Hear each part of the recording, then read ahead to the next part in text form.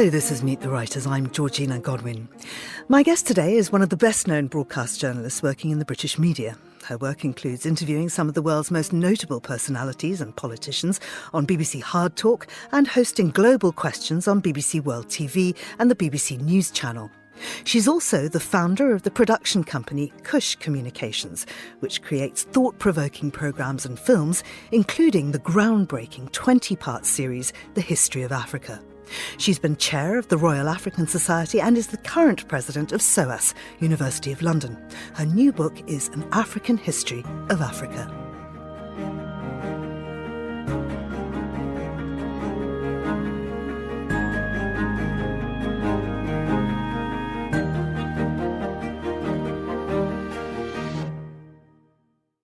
Zeinab Badawi, welcome to Meet the Writers.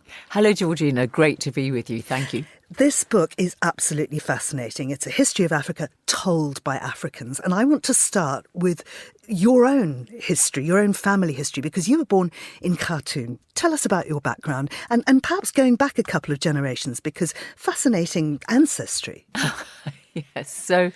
Yes, indeed, I was born in the Sudanese capital, Khartoum, and I have actually lived in the UK, however, since I was 2 years of age, going on 3. So I consider myself a Sudanese-Brit or British Sudanese, whichever way you want to look at it. And although I did move here as an infant, my family have always maintained very close ties with the Sudan. And of course, it's with great sadness and grief that we all observe what's going on now with this conflict that's raged for a year. And my family originally came from northern Sudan, but have lived in the capital, Khartoum, for 2 or 3 generations now. And we say in the family that education for girls is the family business, because my great-grandfather was the pioneer of women's education in the Sudan. So at the turn of the last century, in the 20th century, he thought to himself, why is it only my sons who have the opportunity to go to school and not my daughters? And so he set up in the courtyard of his own home a school where he put his girls there and also invited girls from the neighbourhood to have lessons. And if you imagine the illiteracy rate for females in Sudan at that time would have been pretty much close to 100%. So, he was vilified by the local community. How dare you do this? And the British authorities who were in Sudan at the time said to him, look, you must desist from this. It's going to bring you trouble. But he persisted.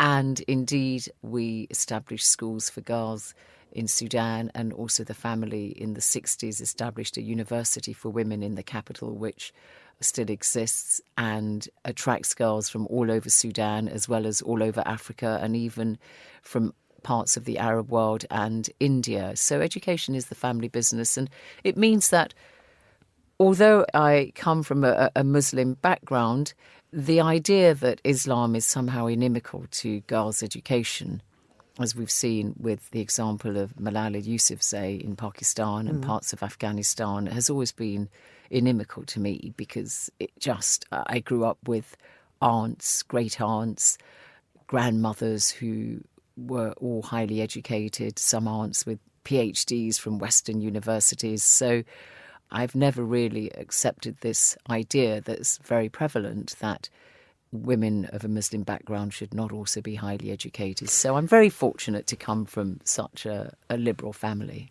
Where does that belief come from, and why is it widely held, though? I don't know where I suppose the thing about Islam is that it embeds itself very much in the culture of wherever it's gone. And so if in Afghanistan it would have found traditions which said that women should stay at home and not go to school. Because if you speak to a lot of Muslim scholars, they will say to you that, for example, Khadija, the first wife of the Prophet Muhammad, who was some 20 years his senior, was an educated woman, was a businesswoman. In fact, he worked for her, I believe. So she clearly was an independent woman of means and was his first convert to Islam. So there is a very strong precedent from the Prophet's own personal life, which strongly indicates that women can be a business person and so on. And so I suppose it depends on the school of thought that you come from in Islam. And we'll get into that because, of course, your book fascinatingly traces the history of various sort of monotheistic religions and where they fit in geographically and how they interweave with each other.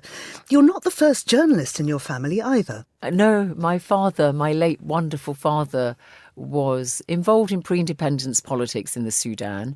But when Sudan got its independence in 1956, he went into journalism in Sudan and working in a newspaper, became an editor of a newspaper, writing in Arabic. And then when the military dictatorship, first one, came in 1958, press freedoms were gradually stripped away in the country. So by the 60s, he really couldn't operate in the country anymore. So he went to England and worked with the BBC Arabic service. And I suppose somewhere at the back of my mind, it must have been something that must have appealed to me. And yes, here I was following in my father's footsteps by going into the world of journalism. But it was never really a kind of overt link I made with what my father did and me. And of course, he worked always in Arabic and wrote in Arabic beautifully and wrote books as well. But I suppose I must have that same sense of curiosity that he had and a belief in the power of the pen. After PPE at Oxford, that was when you started your media career. How did it begin for you? I always wanted to be a doctor from the age of 3 to 16. And so it was only when I realised I was much better at the art subjects than the sciences that I abandoned that ambition and didn't do sciences at A-level, and then indeed went to Oxford to study philosophy, politics and economics, but still not really knowing what I wanted to do. But I did join the Oxford University Broadcasting Society while I was an undergraduate there.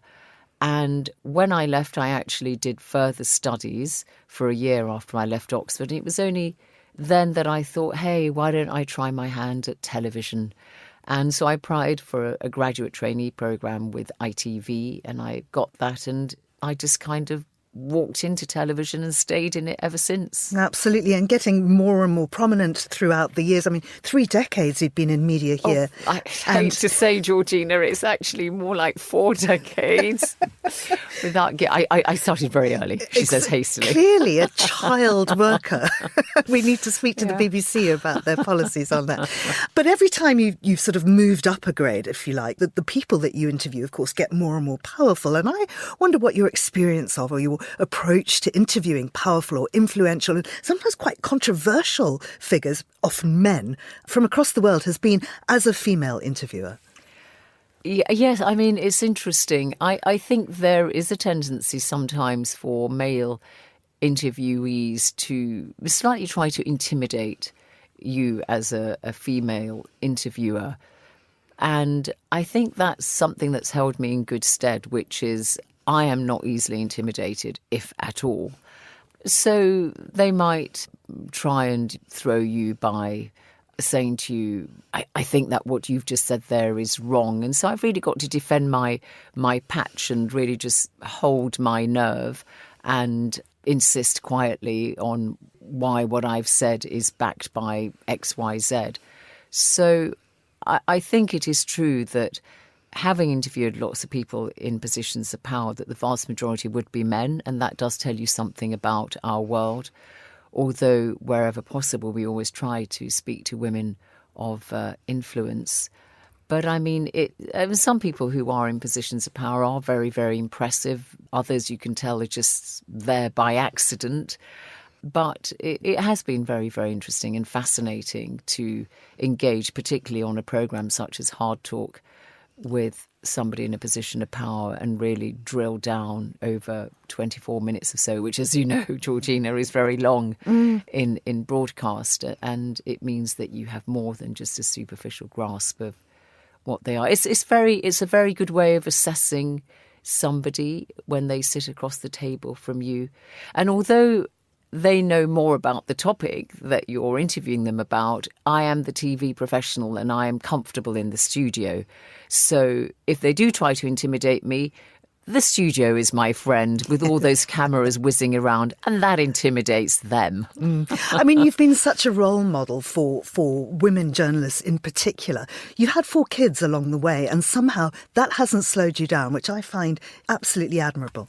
That's very kind of you to say that I've been a role model. If I have managed to inspire any young women in whatever career they choose, then I'm very flattered and very glad that that has happened. Yes, I have 4 wonderful children, 2 sons and 2 daughters. I adore them, of course, and they are my life. And I don't think they feel shortchanged by me as a parent. When people ask me about women working once they've had children, I do think it depends on the profession so much. And I was very, very lucky that my profession was very flexible and allowed me to work in the studio, so I could have regular hours by presenting live in the studio, and I could be home to see the children every evening. So I didn't travel a lot when they were young. I travelled more once they grew up. You're right. I mean, it is one of the easier professions, indeed, to just be able to balance the two of those. Now, they went to British schools. So did you. Hornsey, I believe, a Crouch End girl. Although I was at school in Zimbabwe, the curriculum across the board is pretty much the same. We learn history, but we learn it from a British colonial point of view. And what you have done is completely change that. For once, and in such a refreshing way, we have these stories from an African perspective. Now, that actually started with the television series that you made. Tell us about that. Yes, so I made 20 45-minute films looking at the history of Africa, starting from the origins of humankind to the modern era, independence. I don't really look at current Africa in the series. And that occupied me for the best part of 7 years. I travelled to 34 African countries, and that in a way really laid the groundwork for my book. And what made me think that I had to write this book was I interviewed dozens and dozens of historians, anthropologists, archaeologists, all African, across the continent. And making the TV programmes, I could only extract short parts of what they actually told me. And I had so much good material left in those interviews that I couldn't do justice to. And that made me think I really should try to incorporate some of that information, or at least their vision and perspective on that particular aspect of African history somehow. And the other reason that made me think that I needed to write this book was, to a man and woman, every time I went to interview an African academic, or sometimes it would be an informed citizen, I often would arrive late because African traffic can be awful, but they were all so welcoming and polite and patient and said, doesn't matter that you're late. And I would literally have to tear myself away from them because they were just so happy that somebody at last was listening to them, with the cameras rolling. They recognised me from the BBC. They were delighted that this programme was going to go out on the BBC telling their history. And I really felt duty-bound to see myself as an intercessor between them and the viewer or the reader, and bringing their occluded history and perspective of Africa to a wider audience. I felt, look, this is within my power to do this. It would be negligent of me if I didn't do that. So it really was a mission for me. And I hope I've done all those wonderful intellectuals in Africa whom I encountered justice. I don't feel that I have managed to obviously do everything I would have liked to because of reasons of time and so on, and the book can't go on forever. But I do feel that I have represented the views of African historians and given them the respect that they deserve in making their own history better known to the world.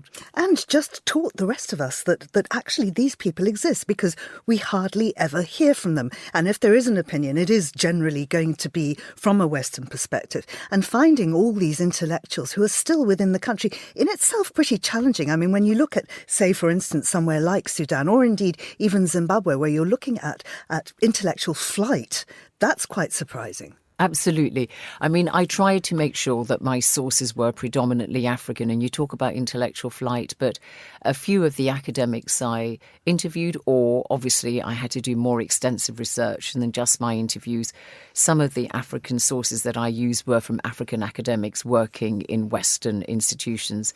And actually, a lot of the academics I interviewed who were in Africa all had PhDs from, Cambridge, the Sorbonne in France, or Bonn in Germany, whatever. They were all, they would be very much at home in the senior common room of any leading university. But you get it, Georgina, that this African perspective is important because you are from Zimbabwe. But if there's any French listener listening to this, I don't wish to embarrass the French because I adore France and the French. But the book has been translated into 9 languages. Portuguese, Italian, Dutch, German. And the French have said, well, we don't know about this book because it doesn't really bring Africa's history from a French perspective.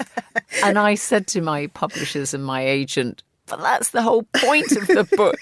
It's not bringing any European perspective, it's bringing an African perspective. But that does really show you the climate in which we still operate, that a leading European country, which has been one of the 2 major colonial powers, in 2024 is still saying we need a book about Africa written by a French author, bringing the French perspective. I mean, you make the point. I find that so surprising. It's extraordinary. You make the point at the beginning of the book that you start with the origins of humankind, how human societies and culture developed, and that we all come from the same root. Absolutely. I mean, you and your wonderful blonde hair and blue-grey eyes and so on, everybody comes from Africa, regardless of what they look like. And I was keen. I wondered about whether I should start the book looking at the origins of humankind. And then I thought, you know what, I will actually, because nobody on earth cannot say that Mother Africa is not their home continent, whether you're blue-eyed, flaxen-haired or whatever. And so I wanted to just start there to say, look, this is the history of the continent of your birth. You may not see it that way in the modern era, but if you are not African or of African descent, you might think, oh, this is a foreign history. But I wanted to be more inclusive and to say, you know what, you should know about the history. Now, one bit of the history that we all think we know is ancient Egypt, and you start with that, and you tell us a great deal that, in fact, is not widely known, and again, from the perspective of Egyptian historians. You then go on to the histories of Sudan, Ethiopia and Eritrea, and of course that's completely fascinating because it's your own background and you're weaving your own stories into that. Tell us a little bit more. Yeah, well, sometimes people say to me, oh, what's the favourite part of the book? I suppose I could say, and I may be forgiven for my prejudice, is that the chapter on ancient Sudan I did find the most fascinating, simply because people think history is something you can consign to the past, but it awakened in me memories of seeing certain things in my grandmother's home, which I subsequently found had existed from the time of the ancient Sudanese, and you're going back many hundreds of years BCE, before Common Era. So I liked the fact that the chapter on Sudan did link my past with my present. And the part of ancient Sudan that I focus on the most is on the kings of Kush, who governed Egypt for the best part of a century between the 700s and the 800s. And often this is overlooked, the fact that they formed Egypt's 25th dynasty.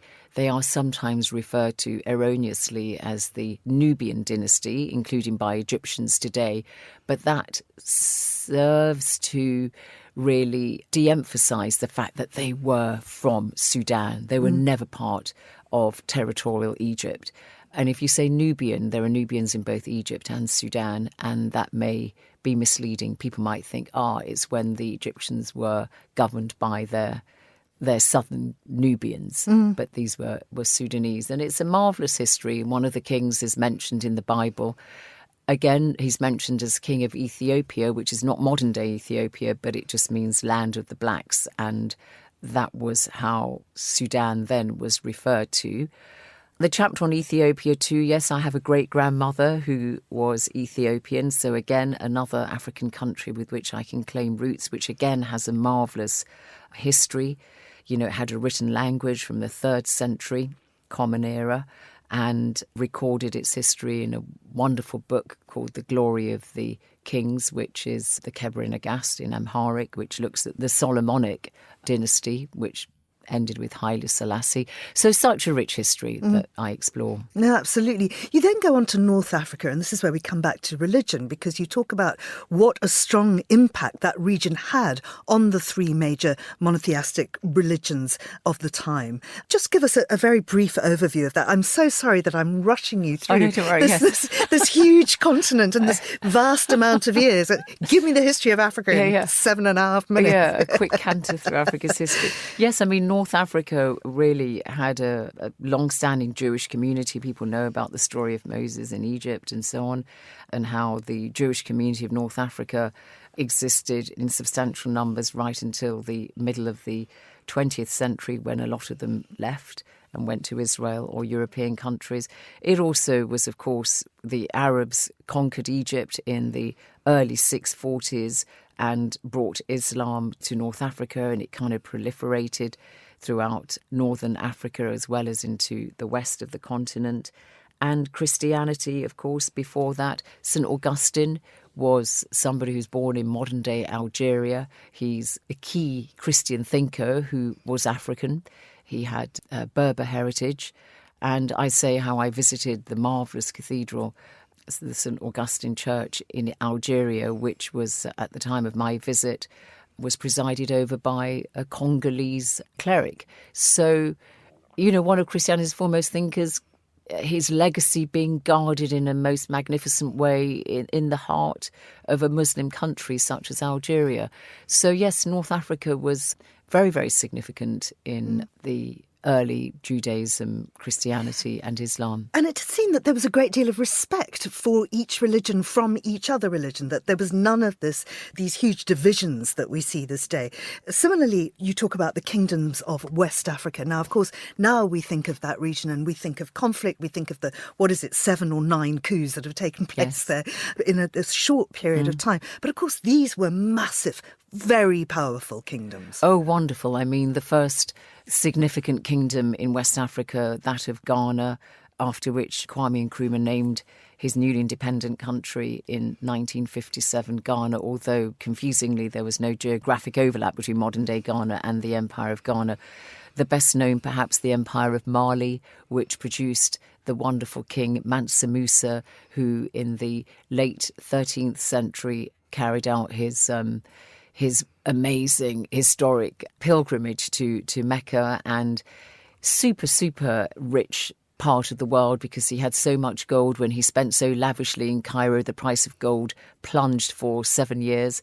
And then also the Songhai Empire, where the great city, legendary city of Timbuktu really enjoyed its heyday.